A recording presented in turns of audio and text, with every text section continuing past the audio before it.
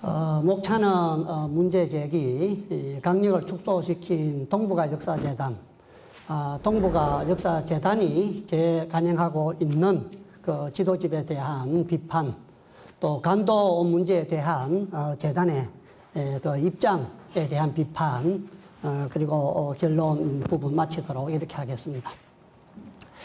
중국의 동북공정은 뭐 우리가 잘 아는 바와 같이 고대사 왜곡뿐만 아니라 북한 땅을 이제 차지하겠다라는 이런 이제 의혹을 가지고 있습니다.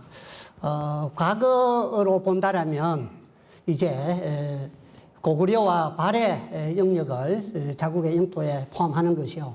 미래를 본다라면 우리의 실지 회복, 간도 회복 노력을 차단을 시키고 또 북한이 붕괴되면은 북한을 편입을 시킨다는 것이죠. 그렇게 되면 우리 한국이 영유권을 주장하고 영토 분쟁이 일어났을 때 국제사법재판소에 가서 이길 수 있는 그런 이제 방법을 강구한 게 동북아 역사 동북공정의 목적이라고 봅니다.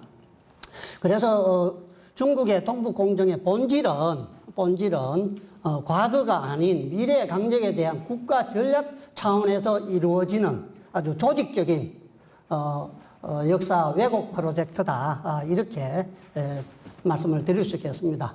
그리고 현재에도 계속 진행 중에 있습니다. 끝난 것이 아니죠. 부다웨이와 저희들이 이제 5개항 구두 합의를 맺었죠. 중국에서 간도 문제를 제기하지 않으면 고구려 문제를 제기하지 않겠다. 그런 이제 약속 때문에 중국에서 계속되고 있는 동북공정에 저희들이 대응을 하지 않고 있습니다. 그 약속의 위반이라는 핑계죠. 아주 이제 말도 안 되는 얘기를 하고 있는 것입니다. 좀 전에 말씀드린 것과 마찬가지로 그 지도집에 대한 문제입니다. 재단의 정체성과 우리가 재단의 정체성을 잘 알 수 있는 부분이라고 보면 됩니다. 이런데 이제 우리가 반대를 하면서 이제 재단 해체, 이사장 퇴진 요구, 또 국민 청원도 청와대에 내고 또 저희들이 이제 집회도 하고 합니다. 그러나 제가 볼 때는 이러한 일들이 이 조기에 당분간은 해결될 기미가 없어 보입니다. 그것은 조선 총독부로부터 내려오는 우리 그 강단 사학자들의 식민사관이 주류를 이루고 있고, 또 재단과 국사편찬위원회, 방금 말씀하신 한국중앙연구원, 정부의 출연기관에도 식민사관을 가진 사람들이 요직을 다 차지하고 있고, 또 사업과 예산을 독식하고 있기 때문이죠. 그래서 강력과 관련된 몇 가지 사항을 여러분과 같이 한번 살펴보고 그 대응 방안을 한번 제시해 보겠습니다. 재단의 그 운영 실태입니다. 정체성 문제죠. 초대 이사장 취임하면서 중국의 동북공정과 일본의 교과서 왜곡 등과 같은 다른 나라와의 역사 전쟁에 대해서 맞대응하는 게 아니다, 우리 기관은. 그렇게 이제 방식을, 이제 운영 방식을 선언을 했죠. 간도 문제인 경우에는 우리의 연구는 간도가 우리 영토임을 주장하기 위한 것이 아니다라고 이렇게 이제 천명을 하고 있습니다. 이러한 재단의 출발은 오늘날 비판을 받는 것도 자명한 기결이라고 볼 수밖에 없겠습니다. 운영자들의 그 역사 인식도 문제가 있죠. 초대 이사장은 일본사를 전공한 지일파죠. 일본의 자금으로 미국에 유학을 갔다 오고, 또 서울대학교 그 연구소에 또 일본의 자금을 받는 데서 소장을 역임했고, 지금도 한 40% 정도는 지원을 받는 줄로 알고 있습니다. 그리고 2006년도에는 거기에서 주는 이제 국제교류 장려상을 수상을 해서 일본을 갔다 오기도 한 것은 우리가 잘 아는 사실이고요. 그 다음에 이제 전임 이사장도 아주 이제 편향된 역사 인식을 가지고 있죠. 1945년 8월 15일이 이제 대한민국 건국일이라는 뉴라이트 진영의 논리를 그대로 이제 답습을 하고 있고, 또 2015년 국정감사에서도 고조선 이래 역사를 전부 다 부정하는 이제 이러한 입장을 견지하고 있는 것을 이제 우리가 잘 알고 있습니다. 현재 이사장은 이제 외풍을 얘기하면서 바깥에서 간섭을 받지 않는 연구기관이 되겠다. 이렇게 이제 천명을 하고 있죠. 균형 잡힌 역사 인식을 갖추고 설립 목적에 맞는 영역만 집중적으로 연구를 하겠다. 이런 이제 명분입니다. 뭐 그러면서도 지난 8년간 막대한 예산을 들여서 만든 지도지 불가 판정을 받았음에도 불구하고 내 임기 내에 이 지도를 다시 발간하는 것이 목표다. 이렇게 선언을 한 것을 우리가 알 수 있습니다.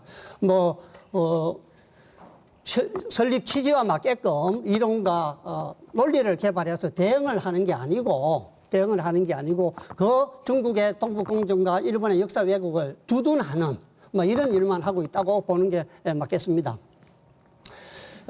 우리 이 강력을 축소하는 것은 매국 행위라고 얘기를 할 수가 있죠.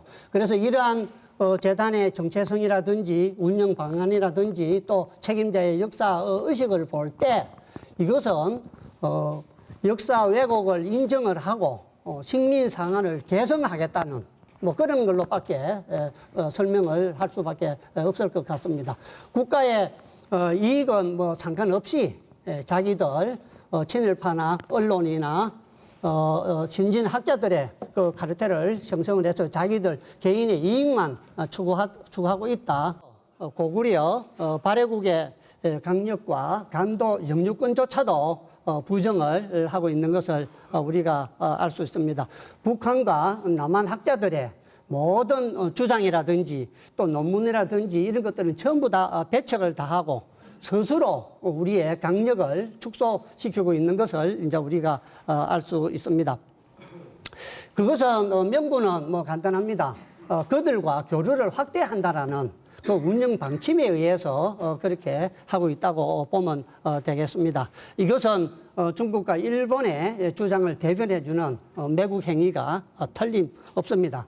비난을 받아서 마땅하다고 봅니다. 다음은 우리 동북아 역사 지도지 제작에 대해서 간단히 한번 살펴보겠습니다.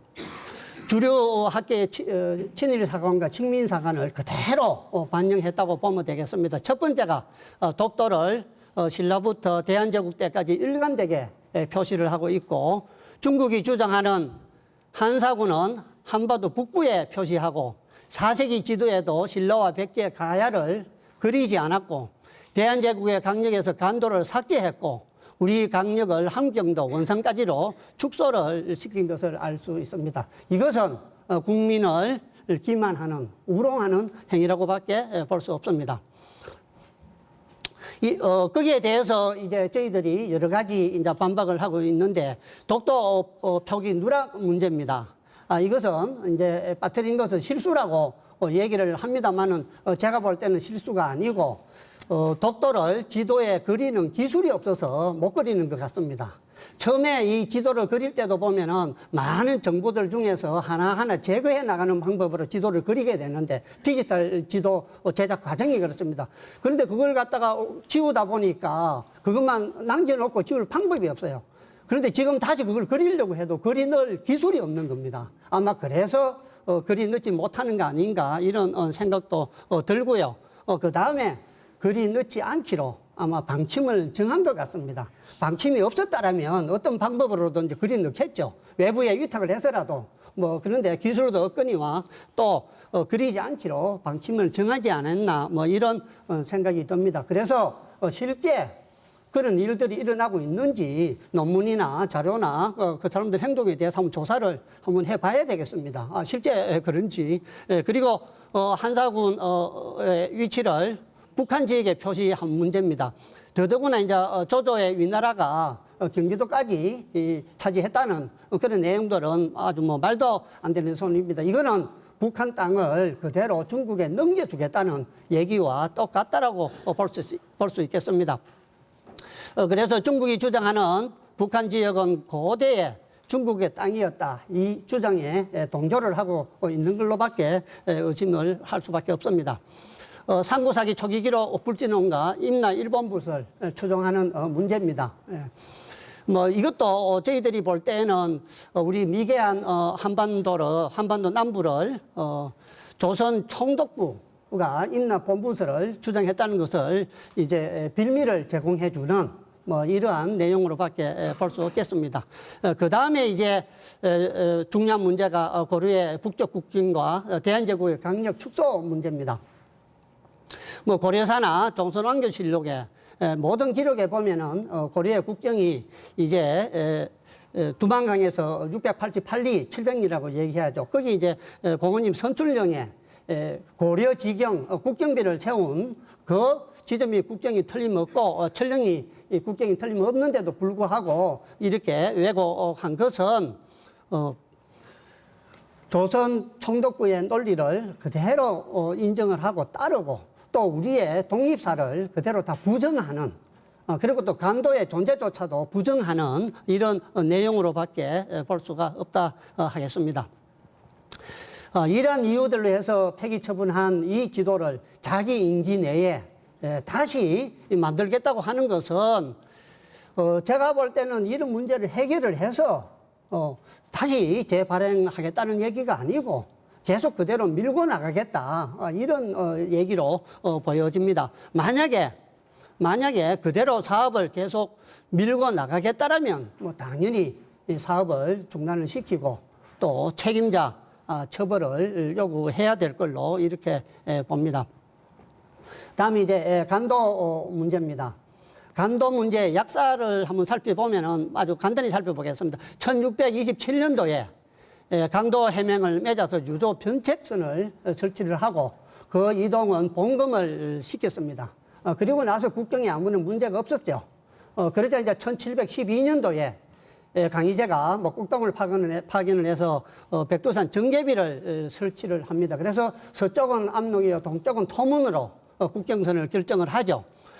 그리고 나서 이제 1881년도에 봉금을 해제를 하고 양쪽의 주민들이 들어와서 이제 개간을 하다 보니까 이제 분쟁이 일어나기 시작을 했습니다. 그래서 이제 저희들은 백두산 정계비를 기준으로 해서 영토 국경 회담을 요구를 하게 됩니다. 그래서 1885년도에 1차 회담을 하고 87년도에 2차 회담을 합니다.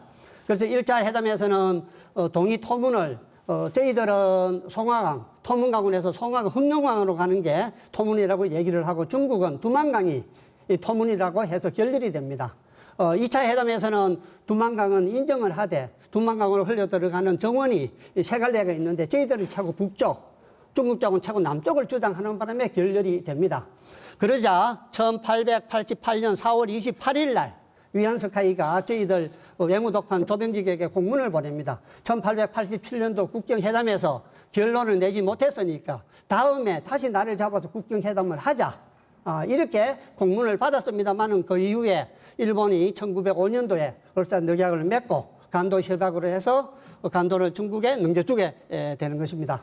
그런데 간도 협약은 을사늑약을 기초로 했기 때문에 원천적으로 무효고 또 중국에서 다음에 나를 잡아서 국경회담을 하자고 했으니까 간도 국경 문제는 아직도 미해결 상태다. 이렇게 보는 게 맞습니다. 그리고 나서 중국에서 동북공정이 일어나자 저희들이 간도 영유권을 주장해서 중국과 우리가 구도 합의를 맺어서 간도 문제를 제기 안 하면 고군의 문제를 제기 안 하겠다. 이렇게 해서 지금 잠정적으로 있는 상태라고 보시면 되겠습니다. 이러한 역사적 사실에 기초를 해서 경기도 교육청에서 동북아 평안을 꿈꾸다 자료집을 만들었습니다. 그래서 교육을 시키려고 하는데 동북아 역사재단에서 일방적 주장이나 사실 오류가 많다. 그래서 교육을 못 시키게 했죠. 그 내용을 보면은 간도 부분, 간도 협약이 무효가 되면 영토 수복이 가능하다. 간도 협약 이전에 우리 영토 편입 사실이 없다. 동북아 역사재단에서는 이렇게 주장을 하고, 그 다음에 백두산 정계비, 국제법상 유효한 국경조약이다.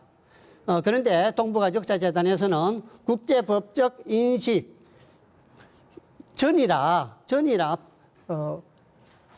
적용하기 어렵다. 이렇게 이제 얘기를 하고, 봉검지역, 봉검지역에 대해서도 조선이 1883년 해제했다. 청나라가 해제한 것이다. 이렇게 이제 반박을 하면서 교육을 이 자료집에 의해서 가르치지 못하도록 동북아 역사재단에서 했습니다. 그런데 실제 사실과 다른 부분들이 많이 있다는 것을 우리가 알 수 있죠.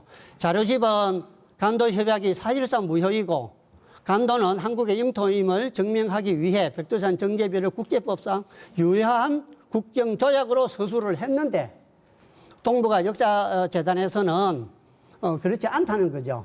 간도 협약은 효력이 있고 백두산 정제비가 효력이 없다라고 얘기를 하는 것입니다. 그러니까 이거는 정반대라고 보면 됩니다. 이 얘기는 바로 저희들의 간도 영유권을 포기하는 것이고 그 다음에 백두산 정제비로 저희들이 서해암록 동이 토문을 정한 역사적인 근원에 의해서 우리가 다시 그 땅을 주장할 수 있는 근거조차 지금 없애는 그런 결과라고 볼 수밖에 없습니다. 자료집은 간도협약이 무효이면 간도수복이 가능하다라고 서술을 하고 있는데 재단에서는 간도협약 이전에 우리 영토를 편입한 사실이 없다라고 주장을 합니다. 이 또한 사실과 너무나 틀립니다. 강계 군수가 서간도 일대를 28개 면으로 나눠서 4개 면에다가 복속을 시켰죠. 그리고 호구와 부동산을 세밀하게 조사를 했고 또 직접 관리하기 위해서 향약을 설치를 하고 업무부 참판 이용태를 향약장으로 임명을 했죠. 그리고 나서 토지 청량과 지적 조사를 위해서 이법륜 관리사를 임명을 합니다. 그래서 이 법륜 관리사가 간도 대장을 다 만듭니다. 그리고 또 행정을 편제를 하죠. 10호를 1통으로 10통을 1촌으로 해서 통장과 촌장을 다 두고 실제 우리가 관리를 한 것을 알 수 있습니다. 그리고 1903년 5월에 조사한 내용하고 그 다음에 서상무가 작성한 병제 호적안이 있습니다. 호적부죠. 그 호적부에 보면은 호적부를 32개 면에 52책을 만들었습니다. 그래서 세금도 거두고 관리를 다 했죠. 그런데 재단에서는 간도협약 이전에 우리가 관리한 적이 없다라고 얘기하는 것은 사실과 정반대임을 우리가 알 수 있습니다. 간도 영유권에 대한 연구는 동북아 역사재단의 기본 책무라고 봅니다. 그런데 이런 것을 회피하고 또 태만한 것은 범죄 행위다. 이렇게 규정을 할 수가 있겠습니다. 자, 그러면 이제 우리는 지금 어떻게 하고 있는가? 일본과 중국은 지금도 역사 전쟁 중입니다. 국가적으로 총력을 기울이고 있습니다. 일본은 정한론과 만선사관을 버리지 않고 우경화의 길을 걷고 있고 중국은 동북공정을 더 강화해서 머지않아서 동북공정의 내용을 교과서에 실어서 다 가르칠 겁니다. 그런데 우리는 지금 시스템으로는 대응이 불가능하다고 보여집니다. 다른 국가들은 대포로 무장해서 싸우고 있는데 우리는 뭐 소총 들고 각개전투, 아니 소총도 뭐 없이 그냥 무방비 상태로 성문을 열어주고 있는 것이다. 이렇게밖에 볼 수 없습니다. 그래서 국가 차원의 TF를 구성을 해서 종합적이고 아주 체계적인 대응 체계를 갖춰야 되고 더 중요한 것은 재단의 근본적인 변화가 있어야 된다. 이렇게 봅니다. 그래서 어떻게 해야 되는가 하면은 첫째, 동북아 역사재단의 정체성을 확립을 해야 됩니다.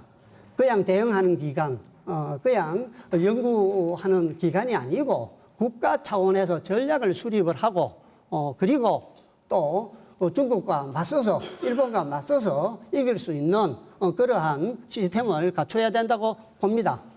그리고 또 한 가지는 저희들이 또 반성을 좀 해야 됩니다. 이러한 재단을 감시도 못하고 감독도 못하고 그렇게까지 가도록 놔둔 저희들한테도 책임이 있다고 봅니다. 저희들을 보고 뭐 사이비 유사 역사학자라고 얘기하는 뭐 이런 오명을 벗기 위해서라도 보다 더 연구와 그리고 또 이론 개발에 더욱더 정진을 해야 될 걸로 그렇게 봅니다. 자, 동북아 역사재단에 바란다. 제가 요 몇 가지 사항을 좀 적어놨습니다. 재단의 운영 방안을 혁신을 해야 됩니다. 국가 이익을 가장 중심에 두고 운영을 해야 됩니다. 그래서 우리 민족주의 사학자들의 그리고 또 시민들의 그런 목소리도 귀를 기울여서 역사를 대표하는 대표기관으로 거듭 나야 됩니다. 만약에 그렇지 않다면 우리 국민과 역사가 용서하지 않을 것입니다. 그리고 이러한 역사 왜곡과 동북공정에 대응하는 전략을 수립을 해야 됩니다. 임시적인 대응에서 지속적인 대응으로, 감정적인 대응에서 논리적인 대응으로, 국내에서 국외로 단편적인 대응에서 종합적인 이 대응책을, 전략을 수립을 해야 됩니다. 그리고 또 이론도 연구에서 시작해서 연구가 완료되면 교육을 시키고, 이 교육이 되고 나면 이제 문화와 산업적으로 이렇게 발전해 나가는, 단계적으로 교육 방법도 주입식이라든지 강의식이 아닌 문화와 산업을 통해서 이런 것을 우리가 몸소 체험할 수 있는 이렇게 단계적으로 접근하는 방법을 가져야 되고, 그 다음에 정책도 저희들은 산밀 정책이라 합니다. 아주 치밀하고 긴밀하고 엄밀한 이런 정책들을 추진을 할 필요가 있다고 봅니다. 일본과 중국의 논리가 중론화되어서 더 응고되기 전에 재단이 나서서 해결을 해야 될 걸로 이렇게 봅니다. 재단이 강한 의지를 가지고 추진한다면 뭐 해결책은 있다고 봅니다. 그래서 저희들의 주장은 재단의 바른 역사 회복과 고대사 정립, 간도 영유권 회복에 적극 나서고 식민사관과 사대주의에 근거한 한상권과 임납 본부서를 극복하고 역사 주권과 영토 주권 확립을 위한 우리 강역사 연구에 최선을 다하고 간도 역사를 떳떳한 우리 한국의 근현대사에 편입을 하도록 각별한 노력을 부탁을 드립니다. 역사 인식에 대한 성찰과 적신 없이 과거의 관행만 답습하여 이번 기회에 거듭나지 못한다면 재단은 업무 태만죄와 역사 사기죄, 국민 우롱죄, 국고 낭비죄에 대해서 법적 책임을 져야 할 것이고, 국가 이익에 도움이 되지 않는 재단의 해체는 불가피하다고 봅니다. 자, 그러면 우리는 어떻게 해야 되나, 그 청산 방법만 설명을 드리고 마치도록 하겠습니다. 재단 해체하라. 이사장은 나와서 무릎을 꿇어라. 이런 구호만 가지고는 안 됩니다. 또 일시적이고 감정적인 대응으로는 몇 집만 키워주지 우리의 목적을 달성을 할 수가 없습니다. 장기적이고 종합적인 대응 방안을 수립을 하고 아주 전략적으로 접근을 해야 된다고 봅니다. 각계 전투는 안 됩니다. 학회를 중심으로 해서 적폐 시민 사학을 능가하는 실력을 쌓고 이론과 논리를 개발을 해야 됩니다. 그리고 지나친 국수주의도 안 됩니다. 개인의 이익을 추구하는 생계형 진짜 사이비 활동가들도 저희들은 경계를 해야 됩니다. 오로지 국가와 역사의 진실을 찾는 그런 작업을 해야 된다고 봅니다. 현 사태에 대해서 재단과 책임자의 법적 책임을 묻기 위해서는 우리가 자료를 수집하고 증거를 채집을 해야 됩니다. 그래서 분석을 해야 됩니다. 그래서 만약에 범죄가 입증이 되면은 검찰에 고발해야죠. 법적 조치를 해야 됩니다. 이러한 특단의 조치를 취하지 않고는 재단의 해체와 또 책임자 처벌 그리고 또 식민 사관을 우리가 극복할 수가 없다고 봅니다. 역사는 저희들이 만들어 나가는 거 우리가 쓰는 거라고 생각합니다. 후세의 역사는 저희들을 어병이라 부를 겁니다. 간단히 설명을 드렸습니다. 좀 빨리 하느라 제대로 설명을 못 드려서 죄송합니다만 자료집 보시면 이런 내용을 읽을 수 있습니다. 이만 마치겠습니다.